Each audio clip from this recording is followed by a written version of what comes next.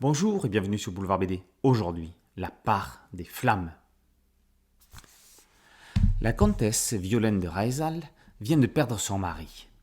Désireuse de porter son aide aux nécessiteux, elle souhaiterait tenir un comptoir au bazar de la Charité qui se tient dans quelques semaines. Les places sont limitées. Les lieux ne sont pas extensibles. Par chance, la comtesse se liera d'amitié avec la duchesse Sophie d'Alençon, qui lui offrira l'opportunité de réaliser son projet. Constance d'Esterngel, elle, est une jeune femme élevée par les sœurs dans une institution dominicaine de Neuilly. Elle doit se fiancer avec Laszlo, mais bien qu'il soit de bonne famille, ce n'est pas du goût de tout le monde, et en particulier de la mère supérieure. Violaine, Sophie et Constance, trois femmes de la fin d'un siècle vont voir leur destin se croiser au bazar de la Charité, le 4 mai 1897, lorsqu'un des premiers projecteurs de cinématographe prendra feu dans une salle de l'établissement, embrasant les lieux avant que la foule ne puisse fuir. Des personnalités vont se révéler, dans le bon ou le mauvais sens. Les vies de Violaine, Sophie et Constance vont être bouleversées, à tout jamais.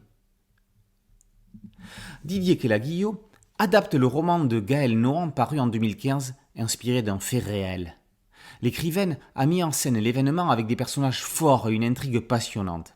On est immergé dans la grande société de l'époque. On comprend qu'il n'était pas toujours ni facile ni avantageux de naître avec une cuillère d'argent dans la bouche.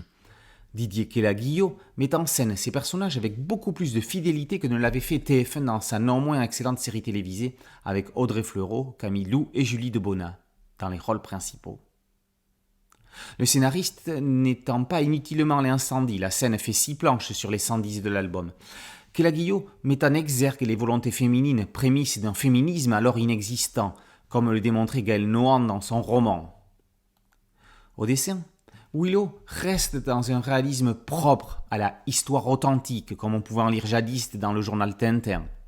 Si l'ensemble tient la route, il manque un peu de finesse à ses décors et un peu plus d'âme dans les personnages parfois figés. Le dessinateur se détend néanmoins en fin d'album avec une planche finale bien exécutée et comme on aurait aimé en voir plus. Fresque romanesque aux personnages que n'aurait pas renié un Victor Hugo, La part des flammes est un exemple de récit aussi efficace qu'émouvant. La part des flammes par Willow et Kelaguillot d'après Gaël Nohan est paru aux éditions Phileas.